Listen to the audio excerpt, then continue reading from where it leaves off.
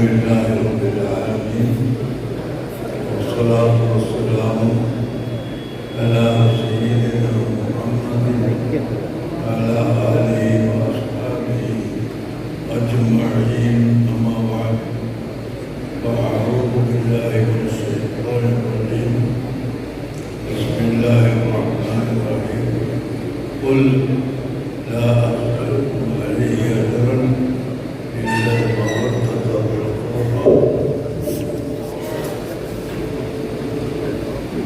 صدق الله العظيم.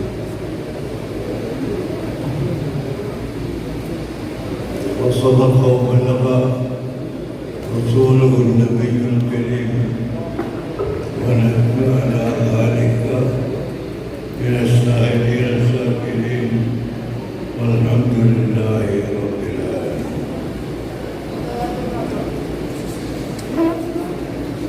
ബഹുമാനമുള്ള സാദാത്തുക്കൾ, ഉലമാക്കൾ, മുതഅല്ലിമുകൾ, മറ്റ് വിശുദ്ധ വ്യക്തികൾ, സദസ്യർ,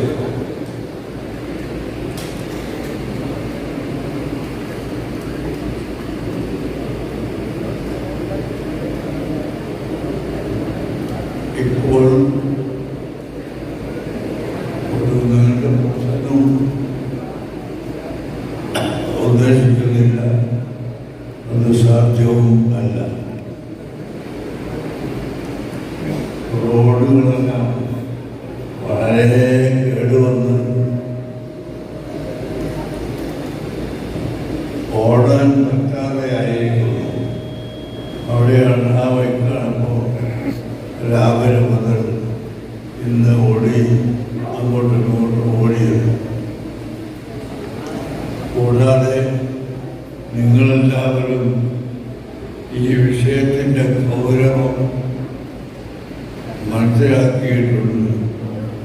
ഗൗരവം എന്ന് പറഞ്ഞാൽ എനിക്ക് നേതൃത്വപ്പെടുന്ന ഗൗരവാധ്യക്ഷനേക്ക വൈസ് പ്രസിഡന്റ് മലയാളത്തിൽ ഗൗരവം എന്ന് പറഞ്ഞാൽ അതിൻ്റെ ശക്തി എന്നാണ്. ഈ ഖാദി എന്ന് പറയുമ്പോൾ നേരത്തെ നിങ്ങൾ കേട്ടല്ലോ, മനുഷ്യന്റെ കർമ്മശാസ്ത്രം, ഇബാദത്ത്, മുആമലാത്ത്, മുനാക്കഹാത്ത്, ജിനായത്ത്, ഇങ്ങനെ 4 വകുപ്പാണ് മനുഷ്യന്റെ കർമ്മ പദ്ധതികളുമായി ബന്ധപ്പെട്ടിരിക്കുന്ന യുദ്ധകർമ്മം. ഒന്ന് ഇബാദത്ത്, മനുഷ്യൻ ചെയ്യേണ്ട ആരാധനകൾ. രണ്ടാമത്തത് മുനാക്കഹാത്ത്, വൈവാഹിക ജീവിതത്തിൻ്റെ നിയമങ്ങൾ. എങ്ങനെയൊക്കെയാണ് വിവാഹം, അത് ഒഴിവാക്കാൻ എങ്ങനെ, എന്തെല്ലാം നിർബന്ധമുണ്ട്, ഈ കാര്യങ്ങൾ. മൂന്നാമത്തത് മുആമലാത്ത്, ഇടപാടുകൾ നടത്തേണ്ടത്, കച്ചവടം ചെയ്യേണ്ടത് ഏതെല്ലാം വിധത്തിലാണ് എന്ന് ഇസ്ലാം പഠിപ്പിക്കുന്നു. നാലാമത്തത് ക്രിമിനൽ ഭാഗമാണ്. അത് നമ്മുടെ ഇന്ത്യ രാജ്യത്ത് ഗവൺമെൻറ് തന്നെ അതിന് കോടതികൾ നിശ്ചയിച്ചത് കൊണ്ട് ഈ നാട്ടിലുള്ള ഖാദിമാർക്ക് ക്രിമിനൽ കുറ്റത്തിൽ തീരുമാനമെടുക്കാൻ അധികാരമില്ല. അതിവിടെ മുഹമ്മദൻ ലോ എന്ന് പറയുന്ന ലോ, അത് 2 ഭാഗമായി, സുന്നി ഷിയ 2 ഭാഗമായി തിരിച്ചിട്ടാണ് ഇന്ത്യ ഗവൺമെൻറ് അതിനൊക്കെ ജഡ്ജിമാരെയും ഉത്തരവാദപ്പെട്ടവരെയും എല്ലാം നിശ്ചയിച്ചിട്ടുള്ളതും നടന്നുവെക്കും. അത് അതുകൊണ്ട് ആ ക്രിമിനൽ സംബന്ധമായ കാര്യങ്ങൾ അല്ലാത്ത 3 വിഭാഗത്തിലും തീരുമാനം കൊടുക്കേണ്ടതാണ്, ചെയ്യേണ്ടത് ഖാദിമാരാണ്. ആ ഖാദി ഒരു മുബാഹായ കാര്യം അഥവാ ഹലാലായ ചെയ്യുകയും ഇല്ലാതിരിക്കുകയും രണ്ടും ചെയ്യാനുള്ള സ്വാതന്ത്ര്യമുള്ള ഒരു കാര്യം ഇന്നു മുതൽ ചെയ്യേണ്ട എന്ന് ഖാദി പറഞ്ഞാൽ ചെയ്യാൻ ജനങ്ങൾക്ക് പാടില്ല, അത് ഹറാമായി പോകും. അതേസമയത്ത് വാജിബല്ലാത്ത സുന്നത്തല്ലാത്ത ഈ മുബാഹകാര്യം ഇന്നു മുതൽ എല്ലാവരും ചെയ്യണം എന്ന് പറഞ്ഞാൽ അത് ചെയ്യാൻ നിർബന്ധമായി. സുന്നത്ത് പറയുന്ന കാര്യം ഞാൻ പറയേണ്ടതില്ല, അത് ഏതായാലും നിർബന്ധമാണ്. ഇസ്തിസ്ഖാഇന്റെ ബാബിൽ യുക്കയിലെ കിതാബുകളിൽ കാണാം, മഴയില്ലാത്ത സമയത്ത് മഴ കിട്ടാൻ എല്ലാവരും കൂടി ഒരുമിച്ച് കൂടി പ്രാർത്ഥന നടത്തുകയാണെങ്കിൽ അതിന് മുന്നോടിയായി നോമ്പ് പിടിക്കൽ സുന്നത്തുണ്ട്. ഈ സുന്നത്തായ നോമ്പ് ഒരു ഖാദി വിധിച്ചു. നാളെ പ്രായപൂർത്തിയായ എല്ലാവരും നോമ്പ് പിടിക്കണമെന്ന് ഒരു ഖാദി വിധിക്കുകയും അറിയിക്കുകയും ചെയ്താൽ ആ നോമ്പ് ഉദ്ദുവായി സുന്നത്തിനുള്ള സ്ഥാനം പോയിട്ട് അത് ഉദ്ദുവിലെത്തി. അത് ചെയ്തിട്ടില്ലെങ്കിലും കുറ്റക്കാരാണ്. ഇയാളെ ഉദാഹരണമാക്കപ്പെടണം.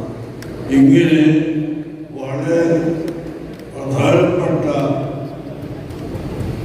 ഒരു വസ്തുതയാണ് അല്ലാഹു ചെയ്യുന്നത്. യഥാർത്ഥ ഇതുപോലെ എത്രയെങ്കിലും ഉണ്ടായത് കൊണ്ടല്ല ഞാൻ ഇതെല്ലാം ഏറ്റെടുക്കുന്നത്. നമ്മുടെ മഹാന്മാരായ ഉസ്താദുമാർ മരണപ്പെട്ടു പോയവരും ജീവിച്ചിരിക്കുന്നവർ അവരൊക്കെ ദുആ ചെയ്തതിൻ്റെ ഫലമായി ജനങ്ങൾക്ക് ഇങ്ങോട്ട് ആവശ്യപ്പെട്ടപ്പോൾ ലാ തസ്അലിൽ ഇമാറത നബി സല്ലല്ലാഹു അലൈഹി വസല്ലം തങ്ങൾ പറഞ്ഞു, ലാ തസ്അലിൽ ഇമാറത, ഒരു അധികാരം നീ ചോദിച്ച് വാങ്ങരുത്.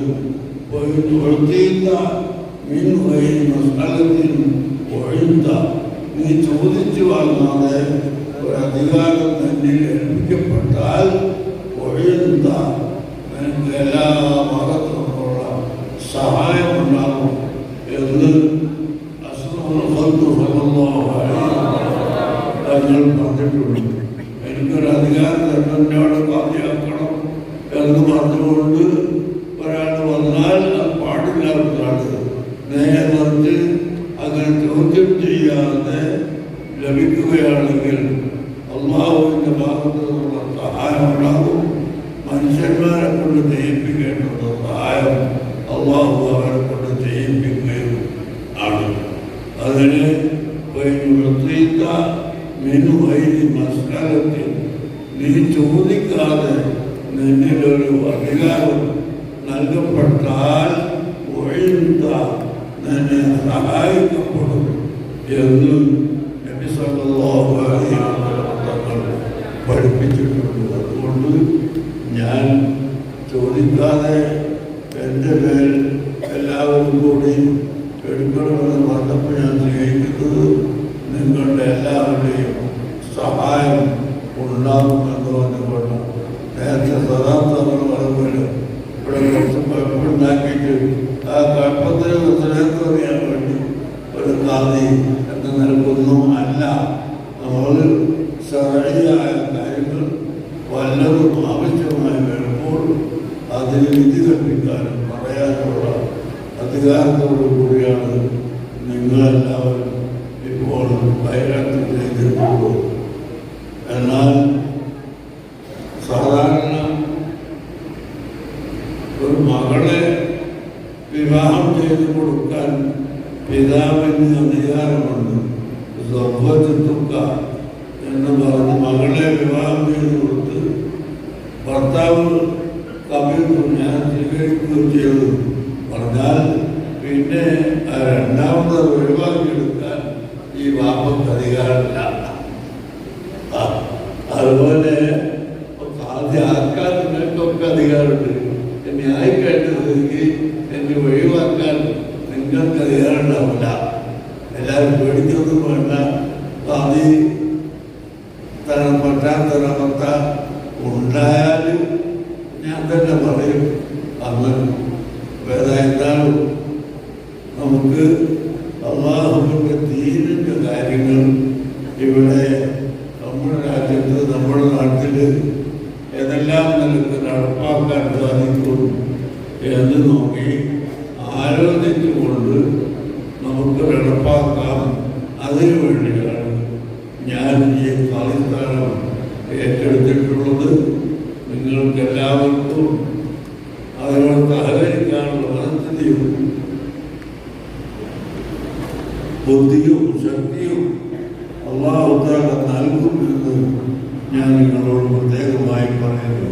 ബഹുമാനപ്പെട്ട താജുൽ ഉലമ സയ്യിദ് അബ്ദുറഹ്മാൻ ബുഖാരി തങ്ങൾ റഹ്മത്തുള്ളാഹി അലൈഹി താജുൽ ഉലമയുടെ ഉള്ളടത്ത് മുതലിത്തായി വരുന്ന കാലത്ത് ഈ ഭാഗങ്ങളിലൊക്കെ ഇസ്ലാം തന്നെ വളരെ കുറവായിരുന്നു.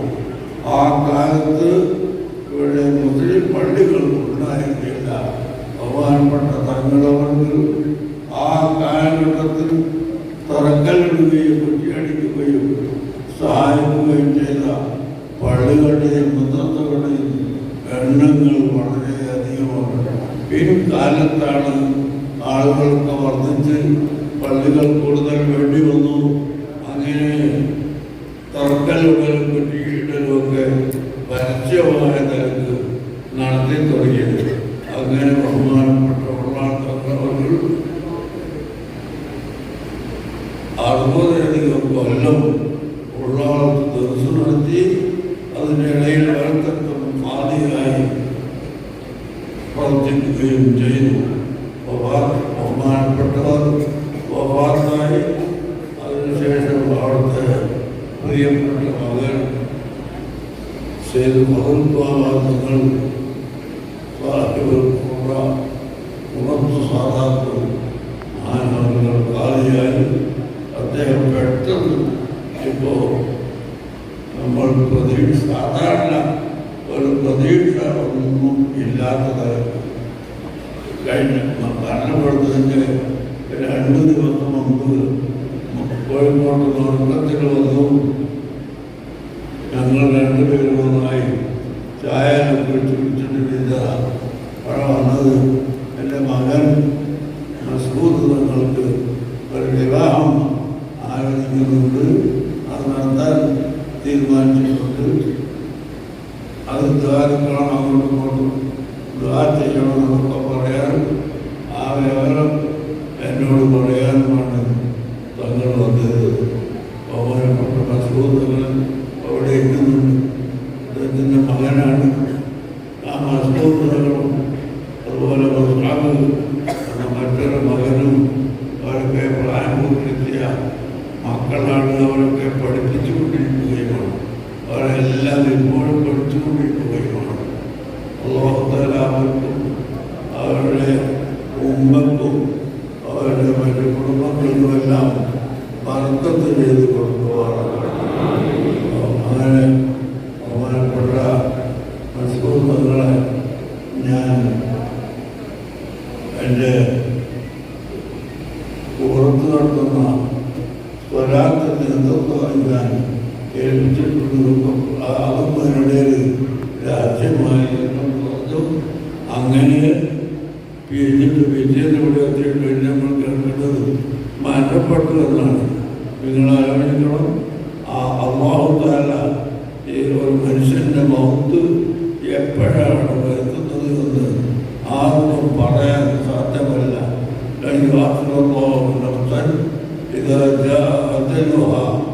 ഓരോ ദിവസത്തിനും അല്ലാഹു നിശ്ചയിച്ച ചില ടൈമുകളുണ്ട്. ആ ടൈമുകൾ വന്നാൽ